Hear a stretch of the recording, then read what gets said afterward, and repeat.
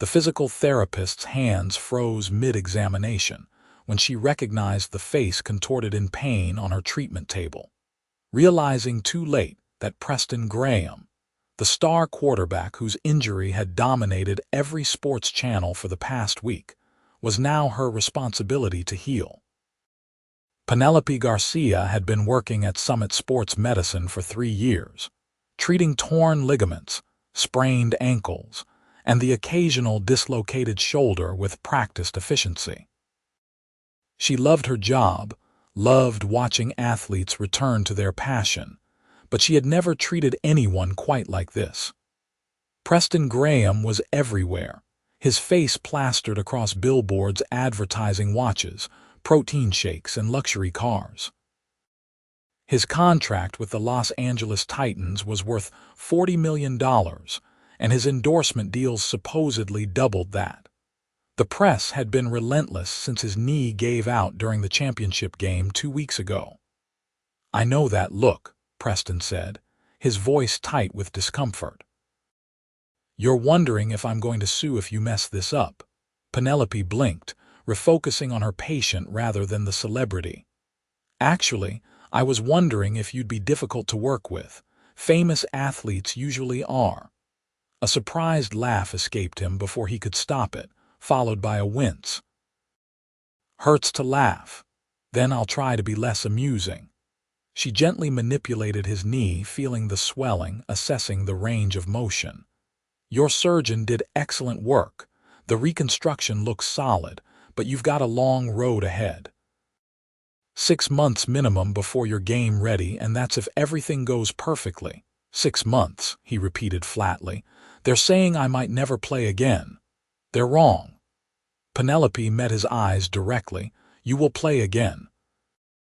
But only if you do exactly what I tell you when I tell you, without complaining or trying to speed things up because you're bored or frustrated." Preston studied her face. She was younger than he'd expected, maybe late 20s, with dark hair pulled back in a practical ponytail and clear brown eyes that held no trace of the starstruck wonder he usually encountered. There was something refreshing about her directness, the way she looked at him like he was just another patient, another challenge to overcome. "You're pretty confident," he said. "I'm good at my job." She began explaining his treatment plan, outlining the phases of recovery with precise detail. Electrical stimulation to reduce swelling, gentle range of motion exercises, gradually increasing resistance training. 3 sessions per week initially, then daily as his knee grew stronger. "This is going to hurt," she warned. "A lot. There will be days you'll hate me." "Looking forward to it," he said dryly. Their first real session 2 days later proved her right. Preston had always prided himself on his pain tolerance, had played through injuries that would have sidelined lesser athletes, but this was different. This was methodical, precise suffering as Penelope pushed his knee through exercises that felt impossible. "I can't," he gasped, sweat beading on his forehead. "You can. 5 more degrees, come on. You're enjoying this. Little bit." But her hands were gentle even as she was relentless, supporting his leg, adjusting the angle. "And done. Good work." Preston collapsed back on the table, breathing hard. "You're evil. I've been called worse." She handed him a cold pack. "Ice for 20 minutes, then you're free to go." Same time Thursday. He showed up Thursday with expensive coffee for both of them, as if good coffee could bribe her into going easier on him. It didn't work, but she appreciated the gesture. The coffee was exceptional. "Where did you get this?" she asked between exercises. "Little place downtown." "Worth the detour." He gritted his teeth through another repetition. "How did you get into this? Physical therapy for broken athletes. I was a broken athlete once." The words came out before she could think better of them. She rarely talked about her past. "Gymnastics. Tore my ACL when I was 17. My physical therapist was the one who convinced me I had options beyond competition. that I could help others the way she helped me. Preston looked at her with new understanding. Did you go back to gymnastics for a while, but my heart wasn't in it anymore. I'd found something better. She adjusted the resistance on his equipment. Your turn. 10 more. Over the following weeks, their sessions developed a rhythm. Preston learned that Penelope had no patience for excuses but infinite patience for genuine effort. She learned that, beneath his celebrity exterior, he was driven by a fear she recognized, the terror of losing the only identity he'd ever known. Football wasn't just his career. It was who he was. What happens if I can't come back? He asked one afternoon, the question raw and vulnerable. If I'm not a quarterback anymore, what am I? Penelope paused, considering her answer carefully. That's something you'll have to figure out. But Preston, you're not just your job, no one is. Easy for you to say. You're not facing obsolescence at 28. No, but I watched my dreams change when I was 17, and it felt like the end of the world. She sat down beside him. You'll play again. I meant what I said. But maybe use this time to think about who Preston Graham is when he's not on the field. He wanted to argue, to insist she didn't understand, but there was wisdom in her eyes that made him pause. Instead, he asked, Want to grab dinner after this? Nothing fancy, just food. Penelope hesitated. She had strict professional boundaries, had never socialized with patients outside the clinic. But something about Preston's expression, hopeful and slightly nervous, made her reconsider. Sure, but you're buying since you make approximately 200 times what I do. Deal. They went to a small Italian restaurant where the owner, after an initial double take, treated Preston like any other customer. Over pasta and wine, conversation flowed easily. Preston talked about growing up in Texas, the son of a high school football coach who'd always expected greatness. Penelope shared stories about her large extended family, Sunday dinners that were more chaos than meal, her younger brother's terrible cooking attempts. You're different outside the clinic, Preston observed. More relaxed. I have to be tough on you there. It's my job to push you past your limits. She twirled pasta on her fork. But I'm not actually a drill sergeant in real life. Good to know. His smile was warm, genuine. Can I confess something? I was terrified when they assigned me to you. Young physical therapist, no experience with high-profile cases. I thought they were giving up on me, passing me off to whoever was available. I volunteered for your case, Penelope admitted. My supervisor tried to give you to Richards, who has more experience with professional athletes. But I've been following your career. I knew what kind of player you were, how hard you'd work. I wanted to be part of your comeback. Something shifted in Preston's expression, a warmth that had nothing to do with the wine. Thank you for that, for believing in me. The dinner stretched into 3 hours, neither of them wanting the evening to end. When Preston finally drove her home, his expensive SUV felt less like a symbol of their different worlds and more like a comfortable space where they could just be themselves. See you Monday, he asked as she unbuckled her seatbelt. 3 o'clock. Don't be late. But he showed up 20 minutes early with coffee again, and Penelope found herself smiling before she could stop it. Their professional relationship remained exactly that during sessions. Penelope pushed him hard, celebrating incremental progress, refusing to let him slide into frustration when improvements plateaued.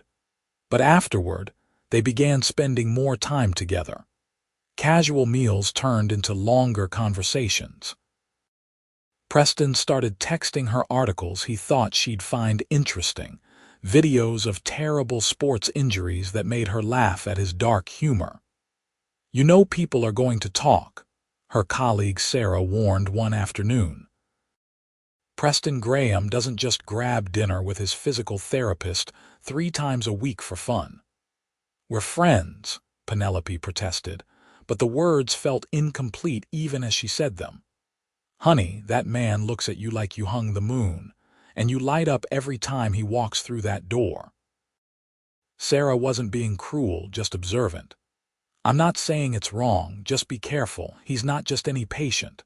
Penelope knew Sarah was right. Somewhere along the way, her feelings had shifted from professional concern to something deeper, more complicated. She found herself thinking about Preston at odd moments, wondering what he was doing, whether his knee was bothering him, if he was eating properly. She looked forward to their sessions with an eagerness that had nothing to do with professional satisfaction. Preston was having similar realizations. Penelope had become the best part of his days, the person he wanted to share news with, the one whose opinion mattered most. When his agent called with a new endorsement opportunity, his first thought was telling Penelope. When he felt discouraged about his recovery, she was the voice that pulled him back from despair. 2 months into treatment, Preston's knee was showing remarkable improvement. He could walk without limping, manage stairs with minimal discomfort, and had begun light jogging on the anti-gravity treadmill. The team doctors were impressed, talking about an early return timeline. "You're ahead of schedule," Penelope told him, professional pride evident in her voice. "If you keep progressing like this, you might be cleared for light practice in 4 months instead of 6. That's good news. But Preston didn't sound entirely happy about it. "What's wrong? This is what we've been working toward." He looked at her, really looked at her, and the intensity in his gaze made her breath catch. "When I'm cleared to play, I won't need a physical therapist anymore. You'll still need maintenance work, injury prevention protocols. Penelope." Her name in his voice stopped her clinical recitation. "That's not what I'm talking about, and you know it." The air between them felt charged, heavy with unspoken feelings. Penelope knew she should maintain professional distance, should remind him about boundaries and appropriate conduct. But she was tired of pretending, tired of ignoring the way her heart raced when he walked into a room. "What are you talking about?" she asked softly. Preston stood, crossing the small space between them. "I'm talking about how I think about you constantly. How you're the first person I want to see every day and the last person I want to say goodbye to at night. How somewhere between hating you for making me do leg lifts and admiring your dedication, I fell completely in love with you." Her breath stopped. "Preston, I know the timing is terrible. I know I'm technically still your patient, but I can't keep pretending these feelings don't exist." He reached for her hand, his touch warm and solid. "Tell me I'm not alone in this. Tell me you feel something too." Penelope's professional training warred with her heart, but her heart was winning. "You're not alone. I feel it too. I've been trying not to, trying to stay professional, but—" She looked up at him, letting him see the truth in her eyes. "I love you too." Preston's kiss was gentle, tentative, as if he was afraid she might pull away. But Penelope leaned into him, her hands coming up to frame his face, kissing him back with all the feeling she'd been suppressing for weeks. When they finally broke apart, both breathing hard, his forehead rested against hers. "We should probably talk about the ethical implications of this," Penelope said, though she made no move to step away. "Way to kill the mood," she laughed. "I'm serious. You're still my patient. There are rules about this kind of thing. Then I'll switch physical therapists." Preston pulled back enough to look at her properly. "I'm not giving you up, Penelope. If that means working with someone else for the rest of my recovery, fine. You're more important than convenient scheduling. Richards would take you back in a heartbeat," she admitted, "and he's excellent. You'd be in good hands. Then it's settled." Preston kissed her again, slower this time, savoring it. "Now can we stop talking about my knee and focus on this?" "This," she teased, "us." The word sent warmth through her entire body. "Us, I like the sound of that." They talked for hours that evening, sitting in the empty clinic long after everyone else had gone home, mapping out how this could work. Preston would officially transfer to Richards the following week. They'd keep their relationship quiet initially, at least until he was further along in his recovery and the professional conflict was truly resolved. Neither of them wanted to give the press ammunition for scandal. "My life is complicated," Preston warned. "Cameras, reporters, fans who think they own pieces of me. Dating me means dealing with all of that. I know." Penelope had thought about this, about what being with someone famous would mean. "I'm not going to pretend it doesn't make me nervous, but you're worth it." His smile could have lit the entire city. "You're incredible, you know that. You might be slightly biased." "Completely biased," he agreed, "and I don't care."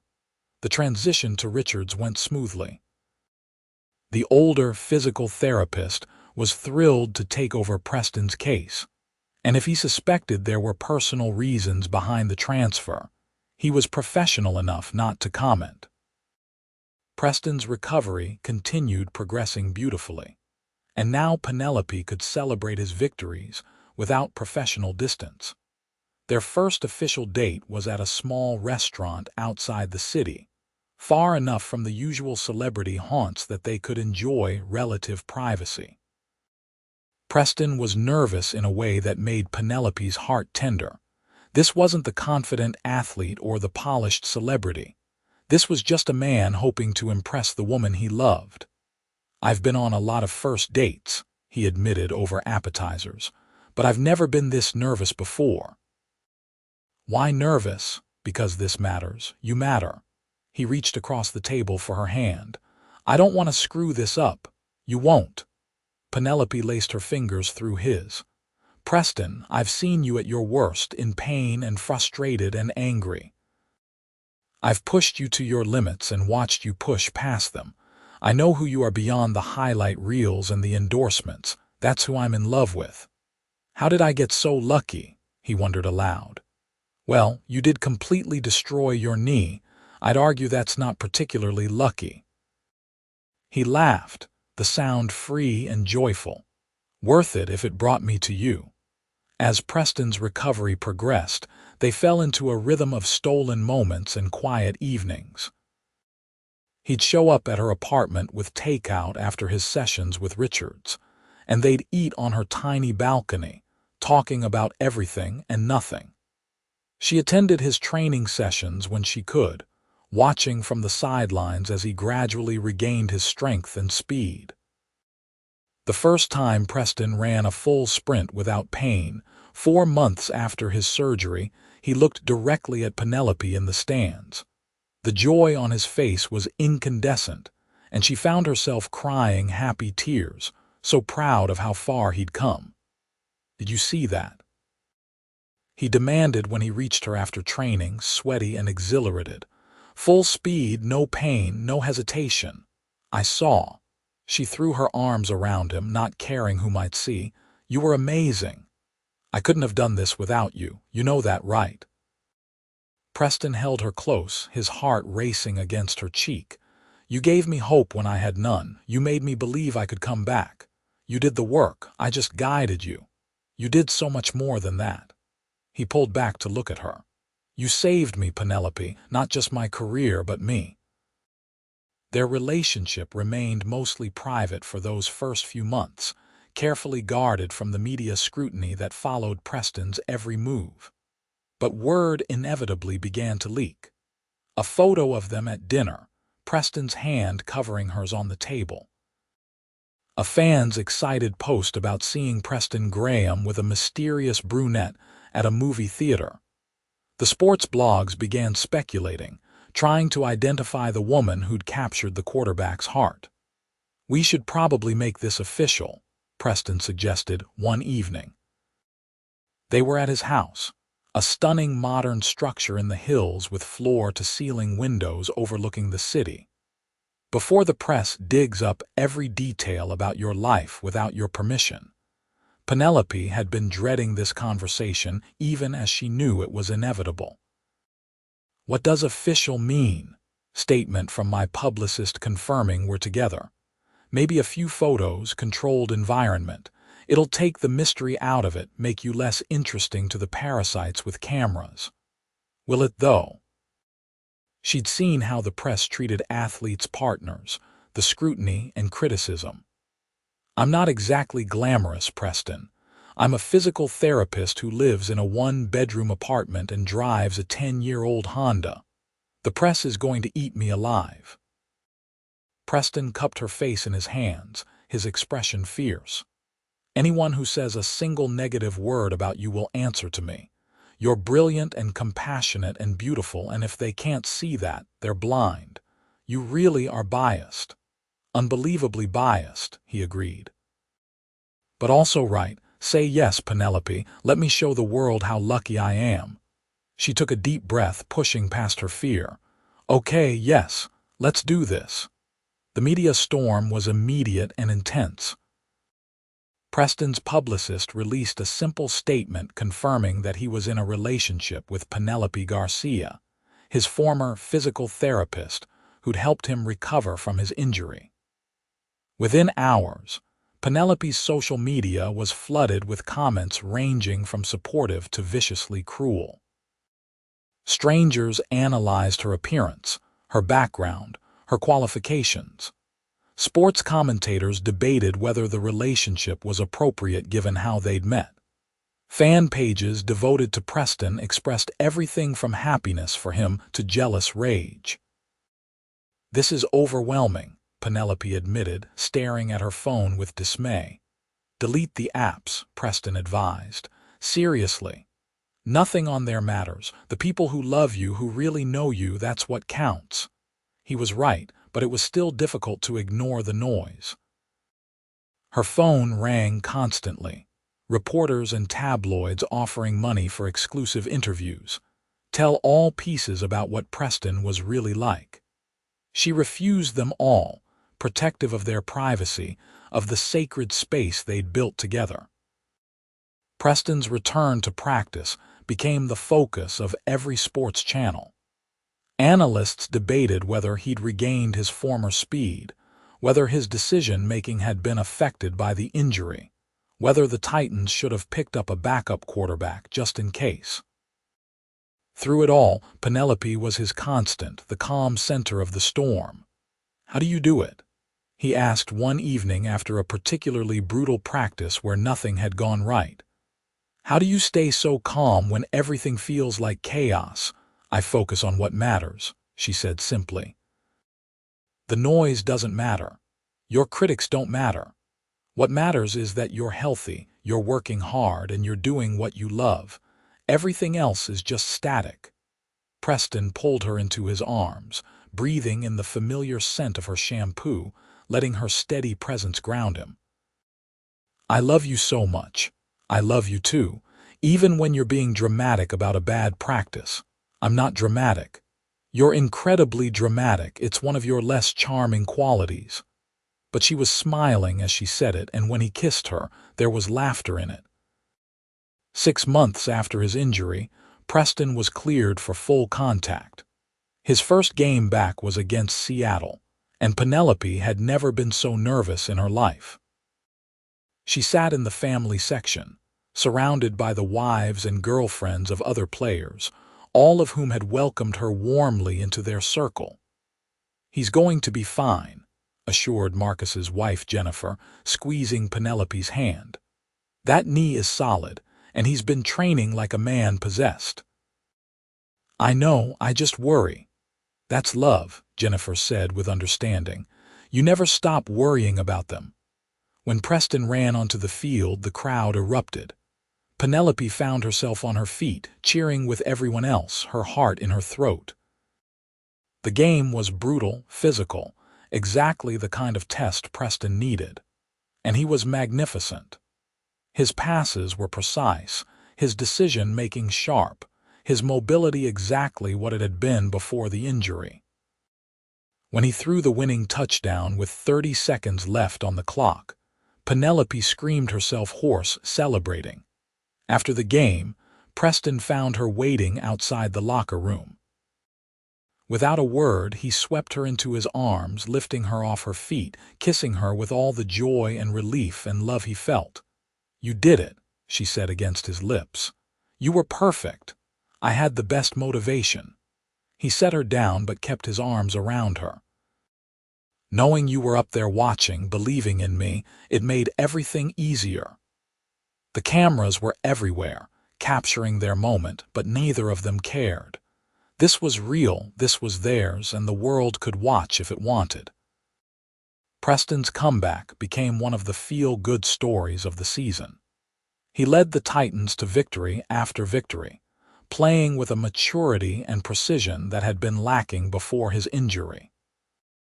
Commentators talked about how the time off had given him perspective, how he seemed more focused, more grounded. "It's you," Preston told Penelope. "You're what changed. You gave me something bigger than football to care about." Life settled into a new normal. Penelope continued working at the clinic, treating patients, helping athletes recover from their own setbacks. Preston played football, led his team, handled the demands of fame with more grace than before. And together, they built a relationship based on mutual respect, trust, and deep, abiding love. 8 months after that first treatment session, Preston took Penelope back to the place where it all began. The clinic was closed for the evening, dark and quiet. He'd arranged it all with her supervisor, wanting this moment to be private and meaningful. "What are we doing here?" Penelope asked as he led her to the treatment room where they'd first met. "This is where my life changed," Preston said, his voice soft in the darkness. "This is where I met the woman who would save me in every way a person can be saved." He flicked on the lights and Penelope gasped. The room was filled with flowers, hundreds of roses in every color, their scent filling the air. Candles flickered on every surface, casting warm, golden light across the space. "Preston," she whispered. He took her hands, holding them gently, his thumbs brushing across her knuckles. "I was broken when I came here. Not just my knee, but my spirit, my sense of self. I thought I was nothing without football, that my worth was measured in yards and touchdowns. And then you walked into my life with your no-nonsense attitude and your incredible strength, and you showed me who I could be." Tears were streaming down Penelope's face. She knew what was coming, could feel it in the air between them, but she let him continue. "You pushed me to be better, to work harder, to believe in myself even when I wanted to give up. You saw past the celebrity to the man underneath, and you loved him anyway. You made me laugh, you made me think, you made me want to be worthy of you." Preston released one of her hands to reach into his pocket, pulling out a small velvet box. "I love you, Penelope Garcia, with everything I am. You're my best friend, my inspiration, my home. Will you marry me?" He opened the box, revealing a stunning diamond ring, elegant and timeless. Penelope couldn't speak through her tears, could only nod frantically, yes, yes, 1,000 times yes. Preston's hands shook as he slid the ring onto her finger, and then they were kissing, laughing, crying, holding each other in the room where their story had begun. "I love you," Penelope managed when she could speak. "I love you so much. Yes, I'll marry you. Absolutely yes." "Thank God," Preston breathed. "I've been terrified you'd say no. Never. You're stuck with me now. Best fate I can imagine." They shared the news with family first. Penelope's parents, who'd been cautiously supportive of her relationship with someone so famous, were thrilled. Her mother cried. Her father shook Preston's hand firmly, welcoming him to the family. Preston's parents flew in from Texas, his mother embracing Penelope warmly, his father's gruff approval meaning more than words. "You're good for him," Preston's mother told Penelope privately. "He's happier than I've ever seen him. More himself. That's what every mother wants for her son." The public announcement was met with overwhelming support. Fans who'd followed Preston's recovery celebrated the fairy tale ending. The Meteor ran romantic features about how the physical therapist had healed the quarterback's heart as well as his knee. It was corny and over the top, but Penelope found herself not minding the attention when it was so positive. They married 8 months later in a ceremony that balanced Preston's public life with their desire for intimacy. The wedding was held at a private estate in wine country, limited to close family and friends.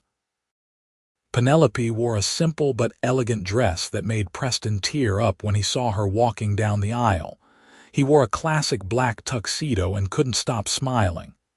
"You're the most beautiful thing I've ever seen," he whispered when she reached him. "You're not so bad yourself," she whispered back.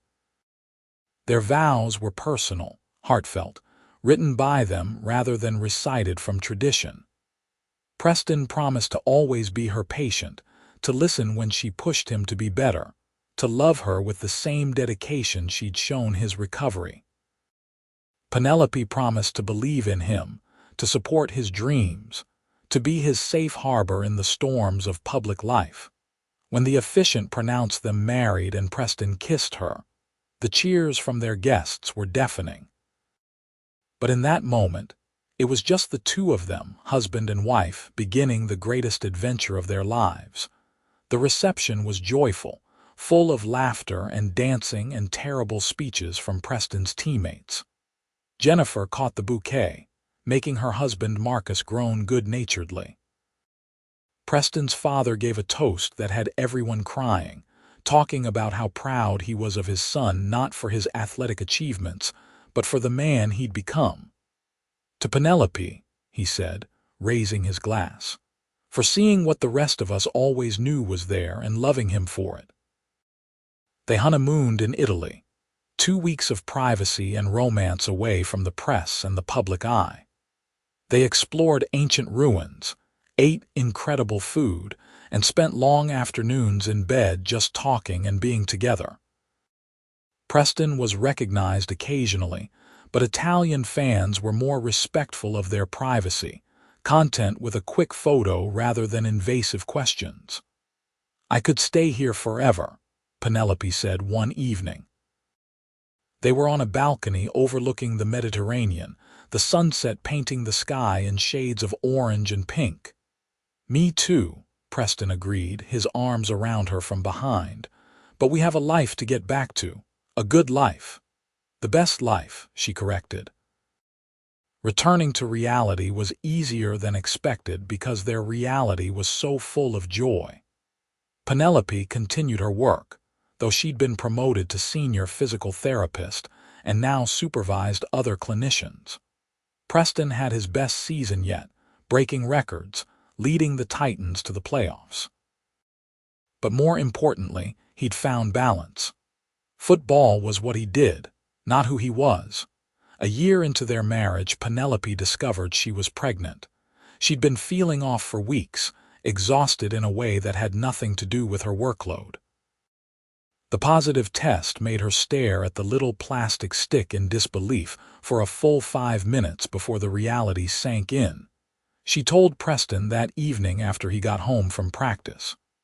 She'd planned something elaborate, but the moment he walked through the door, she blurted it out. "I'm pregnant." Preston froze, his gym bag dropping to the floor. "You're what?" "Pregnant. We're having a baby."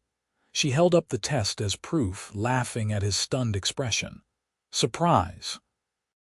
He crossed the space between them in 2 strides, picking her up and spinning her around, laughing and crying at the same time.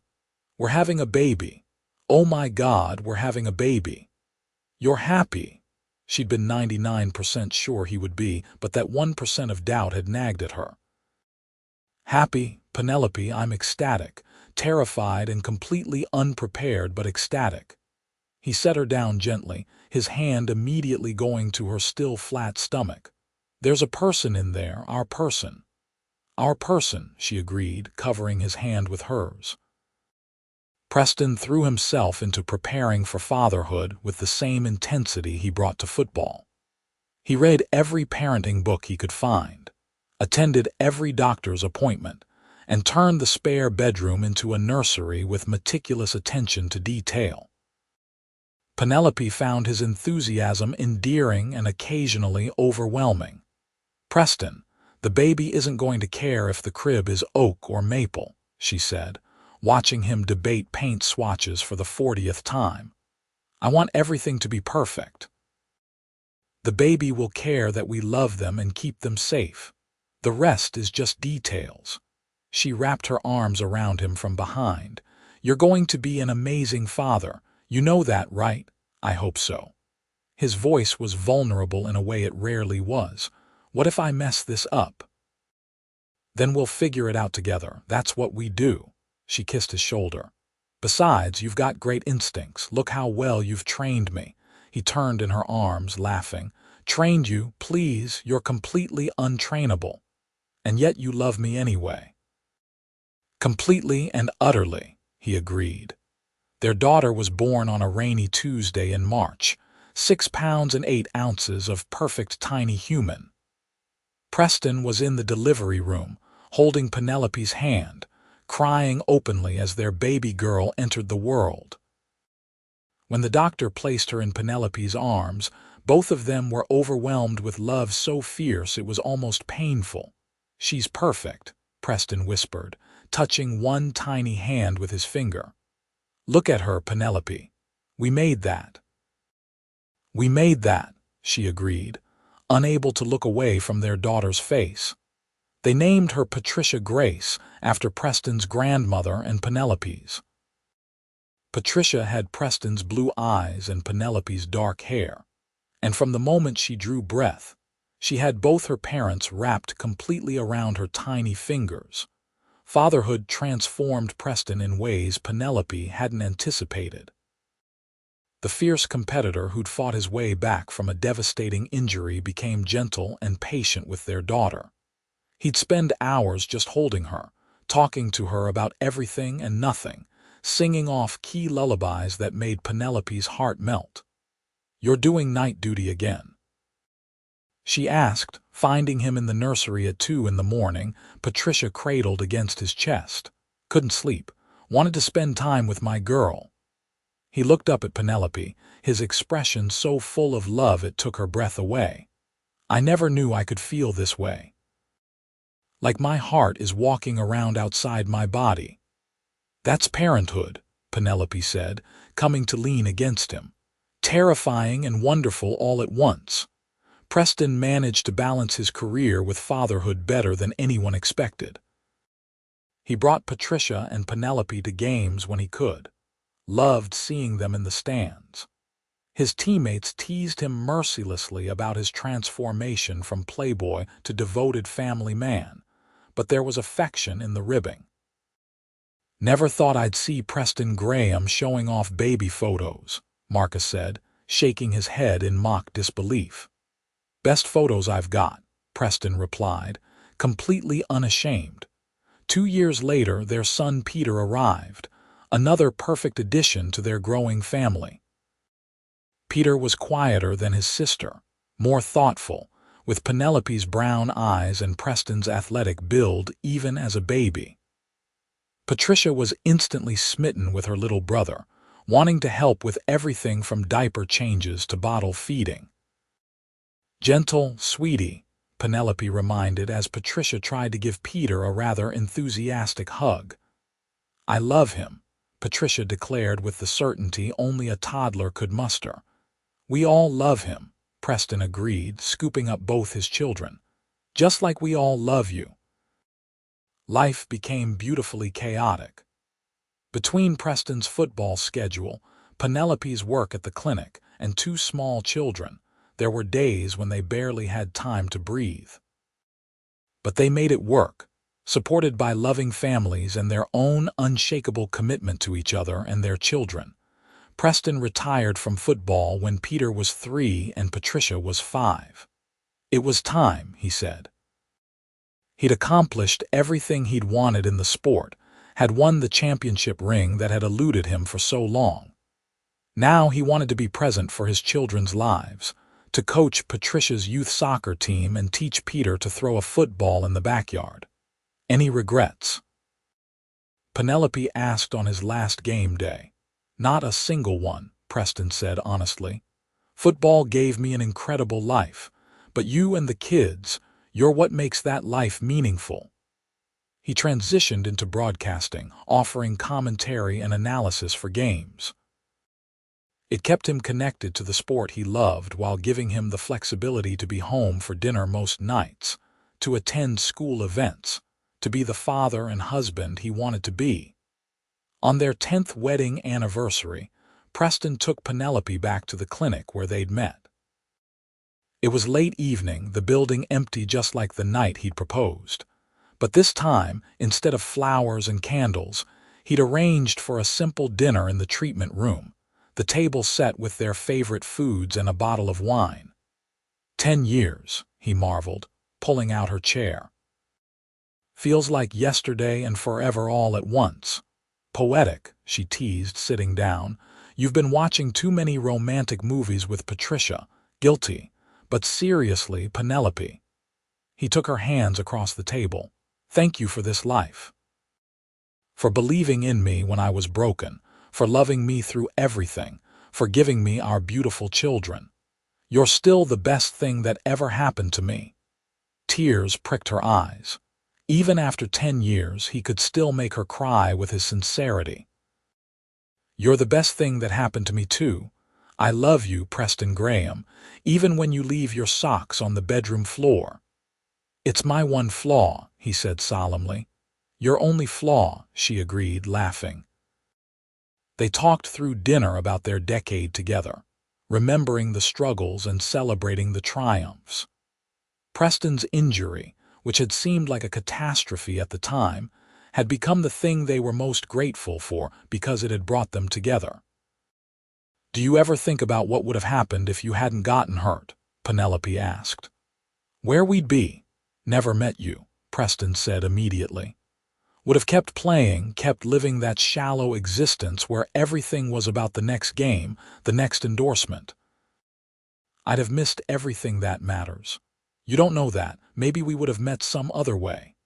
Maybe, he conceded, but I like the way it actually happened. I like that you saw me at my worst and decided I was worth saving. You were always worth saving, Penelope said firmly. And for the record, I think I got the better end of this deal. Amazing husband, beautiful children, pretty good life. Pretty good, he raised an eyebrow. I'm hurt. Okay, incredible life, the best life. She raised her wine glass. To 10 more years, and 20 after that. And 50 after that. To forever, Preston agreed, clinking his glass against hers. Because that's how long I plan on loving you. They kissed across the table, tasting wine and promise and the deep contentment of a love that had been tested and had only grown stronger. Outside, the city lights sparkled in the darkness, but neither of them noticed. They were too busy being present in this moment, in this life they'd built together. When they finally left the clinic that night, Preston stopped at the door, looking back at the room where their story had begun. Penelope followed his gaze, understanding what he was thinking. No regrets, she asked softly. Not one, he confirmed. He pulled her close, pressing a kiss to her temple. That injury was the best, worst thing that ever happened to me, because it led me to you. And here I thought I was just doing my job, she said lightly. You did so much more than that. You gave me everything. They walked out into the night together, hand in hand, the same way they'd been facing life for the past decade.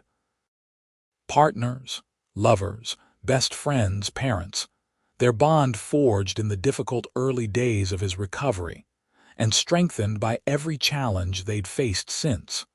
Patricia and Peter were asleep when they got home, worn out from an evening with their grandparents. Penelope checked on both children, tucking blankets more securely around their small forms, kissing their foreheads with the tenderness that motherhood had amplified in her. Preston watched from the doorway, his heart full to bursting. This was success, he thought. Not the championship rings or the endorsement deals or the Hall of Fame induction that would likely come someday. This, his family sleeping safely under his roof, his wife smiling at him in the soft light from the hallway. This was everything. "Come to bed," Penelope whispered, taking his hand. "Best offer I've had all day," he replied. They settled into their own bed, wrapped in each other's arms the way they'd been sleeping for 10 years. Preston's hand rested on Penelope's hip, her head on his chest, listening to the steady beat of his heart. "Love you," she murmured, already half asleep. "Love you more," he whispered back. It was the same exchange they'd had 1,000 times, would have 1,000 more times. Simple words that carried the weight of everything they felt, everything they'd built, everything they'd promised each other in that clinic room so many years ago. Preston Graham had been a broken man when he'd first walked into Summit Sports Medicine, his knee destroyed, his future uncertain, his identity crumbling. He'd thought Penelope Garcia was there to fix his body, to get him back on the field, to restore what he'd lost. But she'd done so much more than that. She'd shown him who he could be beyond football, had loved him when he was vulnerable and afraid, had given him a life richer than any he could have imagined. She'd healed him in ways that had nothing to do with physical therapy, and everything to do with the transformative power of real, honest, enduring love. And as Preston drifted off to sleep with his wife in his arms and his children safe in the next room, he knew that his greatest victory had nothing to do with yards or touchdowns or championships.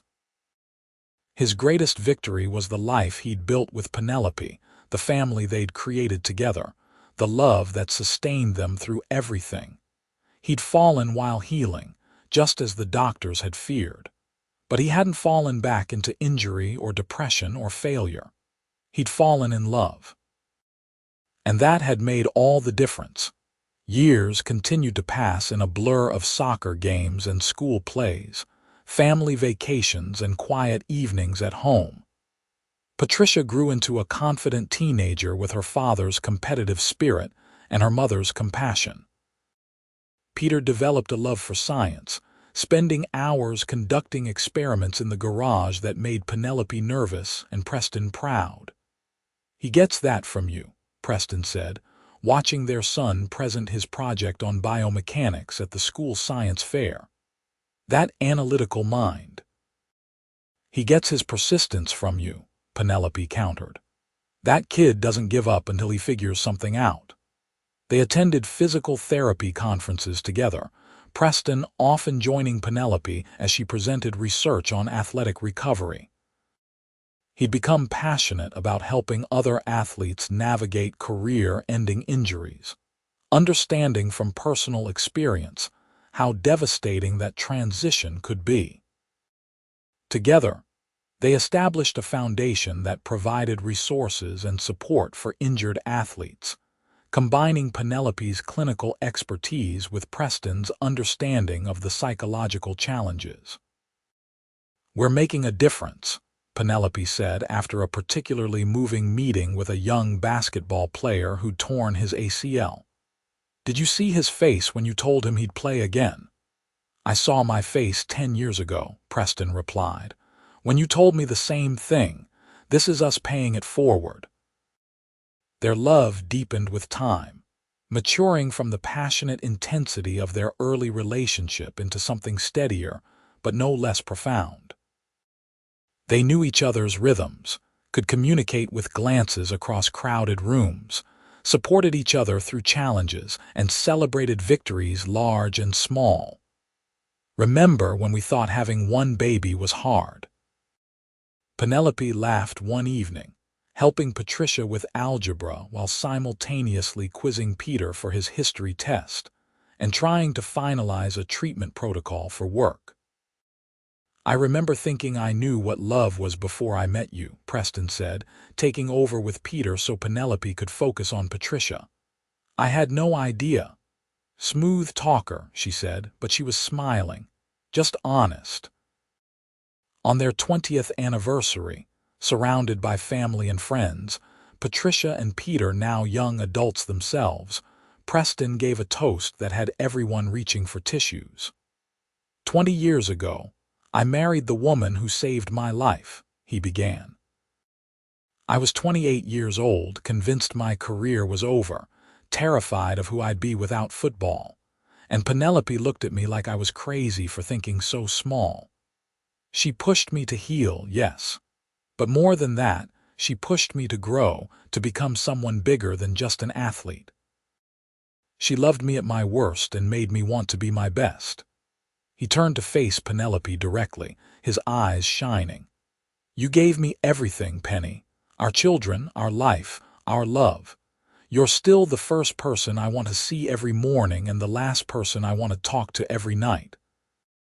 You're my partner in every sense of the word, and I'm grateful every single day that you decided this broken quarterback was worth your time. Penelope was crying openly now, not even trying to hide it. You were always worth my time. Always.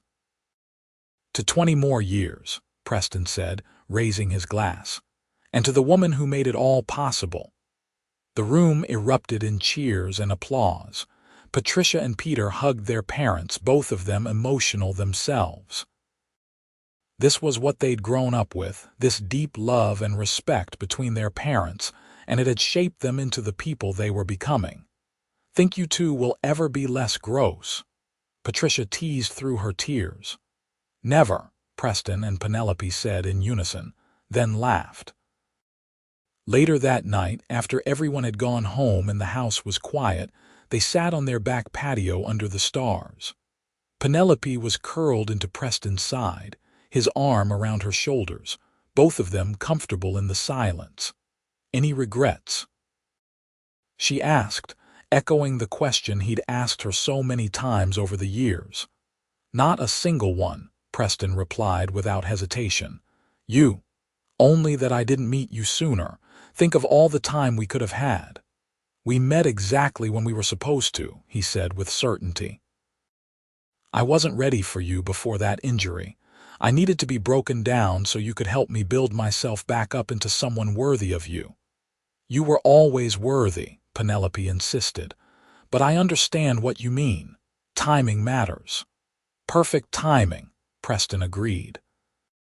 He pressed a kiss to the top of her head. Thank you, Penelope, for everything, for believing in me, for loving me, for building this incredible life with me. Thank you for falling, she said softly, for being brave enough to be vulnerable, to let me in, to love me back. Falling for you was the easiest thing I've ever done.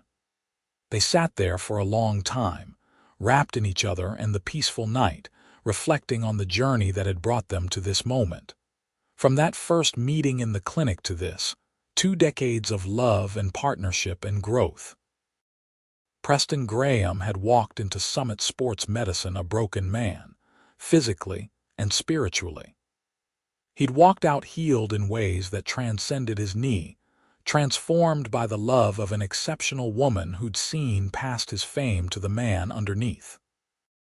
And Penelope Garcia, who'd simply been doing her job, treating another injured athlete, had found the love of her life in the process.